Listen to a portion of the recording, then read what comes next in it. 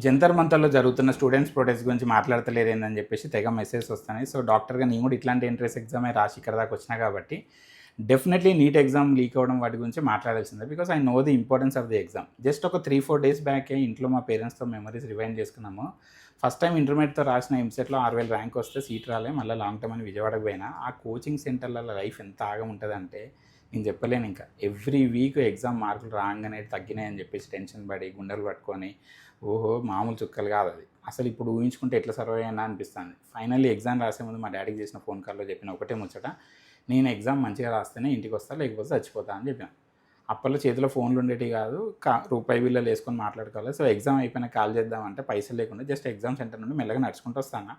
ఆ లోపు మా నాన్న నేను ఎగ్జామ్ ఎట్లా రాసినో ఏం చేసుకున్నానో తెలియక కాలేజ్ గేట్ ముందర నిల్చొని వచ్చే వాళ్ళందరినీ మా బాబు కనిపించానని అడుగుతూ టెన్షన్ పడుకుంటా కనీసం కూర్చోకుండా నా కోసం ఒక గంట సేపలు వెయిట్ చేశాను. ఆ ఎగ్జామ్లో కనుక సీట్ కనుక రాకపోతే ఆర్ఎల్స్ నాకు మంచి మార్క్స్ వచ్చినాక ఎగ్జామ్ కనుక క్యాన్సిల్ అయినా నేనైతే బతికేటోను కాదు పక్క. Because I have given everything. మళ్ళీ ఇంకొక వారం రోజులు కూడా బుక్ ముందట కూర్చోమన్నా నా వల్ల కాకపోతుండే. ఆ 1 ఇయర్ ఆఫ్ ఎక్స్ట్రా కోచింగ్ వల్ల నేను ఎంత టెన్షన్ పడ్డానో, నా హెల్త్ ఎంత ఖరాబ్ అయిందో నాకు తెలుసు. అండ్ మా పేరెంట్స్ అంతకు మించి పడ్డారు. సో ఇమాజిన్ అంత ఇంపార్టెంట్ అయిన ఎగ్జామ్ క్యాన్సిల్ అయిపోతే ఎన్ని లక్షల మంది ఇళ్లలో పిల్లలు సఫర్ అవుతారో, ఎంతమంది జీవితాలు నాశనం అయితే. మళ్ళీ ఎగ్జామ్కు చదవడం అనేది మజాక్ కాదు, అది అందరితో అవ్వదు. ఆల్మోస్ట్ 20 మంది సూసైడ్ చేసుకున్నారు. బట్ సూసైడ్ చేసుకునే ధైర్యం లేక కొన్ని వేల మంది నరకం అనుభవిస్తుంటారు. మరి ఆ సిచ్యువేషన్ కారణమైన ఎడ్యుకేషన్ మినిస్టర్ రెస్పాన్సిబిలిటీ తీసుకొని రాజీనామా చేసి పక్క జరిగితే ఈరోజు ఈ కాక్రోచ్ జనతా పార్టీ ఉండేదే కాదు, ఈ ప్రొటెస్ట్లు ఉండేటివే కాదు. కొంతమంది మినిస్టర్ ఏం చేస్తాడు, కింద ఉన్నోడు పేపర్ లీక్ చేస్తే అంటారు. కమాన్ గైస్, ఇప్పుడు నా క్లినిక్లో స్టాఫ్ తప్పులు చేస్తే మీరు అడిగేది నన్నే కదా. వాళ్ళు సరిగ్గా పనిచేస్తారో లేదో చూసుకొని ఎఫిషియెంట్ జనాలు జాబ్లో ఉంచుకోవాల్సింది నేనే కదా. సో ఎవరి వల్ల జరిగినా లాస్ట్కి అనేది ఎడ్యుకేషన్ మినిస్టర్నే. ఇదేం కొత్త కథ కూడా కాదు. ఇంతకుముందు గవర్నమెంట్లో ఉన్నప్పుడు ఇట్లాంటివి జరిగినప్పుడు కూడా మూసుకొని రాజీనామాలు చేసి పక్కన జరుగుతుండే. ఇప్పుడు కూడా స్టూడెంట్స్ అదే అడుగుతున్నారు.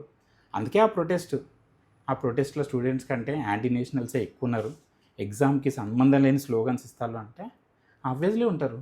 వాళ్ళకి దొరకక ఛాన్స్ దొరికింది, యాంటీ నేషనల్స్ దూరుతారు. అందులో ఆపోజిట్ పార్టీస్ వాళ్ళు కూడా దొరికిందే సందని ఈ పీస్ఫుల్ ప్రొటెస్ట్ని లాఠీ చార్జ్ దాకా పోయేటట్టు 100 మందిని పంపుతారు ఆ గుంపులకి, పోయి ఆ పోలీసు వాళ్ళని రెచ్చగొట్టరా అని. ఇవన్నీ ఎప్పుడు జరిగేటివే. ప్రొటెస్ట్లు ఎప్పుడూ ఒక కాజ్ కోసం స్టార్ట్ చేసినవి పక్కదారి పట్టించడానికి ఎవడో ఒకటి స్కెచ్ చేస్తూనే ఉంటారు. ఇవన్నీ మనకు తెలుసు. జస్ట్ మీ ఫేవరెట్ పార్టీకి ఆపోజిట్గా ప్రొటెస్ట్ అవుతుంది కాబట్టి ఆ పాయింట్స్ అన్నీ మర్చిపోయారు. గుండెల మీద చేసుకొని చెప్పుండ్రు. ఇదే ప్రొటెస్ట్ కాంగ్రెస్ గవర్నమెంట్ టైంలో జరిగితే మీరందరూ ఎడ్యుకేషన్ మినిస్టర్ సపోర్ట్ చేస్తున్నానా? ఇప్పుడు కమెంట్ సెక్షన్లో డిఫెండ్ చేసే పాయింట్స్ అప్పుడు కూడా చెప్తున్నానా? Definitely no. అయితే ఈ కమెంట్స్ పెట్టే వాళ్ళందరూ ఎవరు? మనమే. మంచిగా చదువుకున్నాం, సెటిల్ అయినాం, పైసలు మంచిగా సంపాదిస్తున్నాం. సో మనకు ఫరక్ పడదు ఇటువంటి ఎన్ని ఎగ్జామ్స్ లీక్ అయినా. సో ఏం జరిగినా మన ఫేవరెట్ పార్టీకి సపోర్ట్ చేయడానికి కారణాలు వెతుకుతూనే ఉంటాం. అందరం బయాస్డే. బట్ ఈ ఎగ్జామ్ లీక్స్ వల్ల సఫర్ అయిన వాళ్ళకి జస్టిస్ జరగాలంటే ఎడ్యుకేషన్ సిస్టంలో చేంజెస్ రావాల్సిందే. ఎడ్యుకేషన్ మినిస్టర్ని చేంజ్ చేయాల్సిందే. నెక్స్ట్ వచ్చే మినిస్టర్స్కి ఒంట్లో వణుకు ఉండాల్సిందే. అవన్నీ జరగాలని అంటే ఇప్పుడు ఈ స్టూడెంట్స్ ప్రొటెస్ట్కి సపోర్ట్ చేయాల్సిందే. తప్పు చేస్తే ఉద్యోగం ఊడుతుంది మినిస్టర్ అయినా సరే అని ప్రూవ్ చేస్తే కింద ఉండే ఇంకెంతోమంది గవర్నమెంట్ ఎంప్లాయీస్కి భయం పుడుతుంది. ఫైనల్లీ నా ఒపీనియన్ నేను చెప్పిన. ఇంకా కక్కుండ్రు మీ ఫ్రస్ట్రేషన్ కామెంట్స్లో.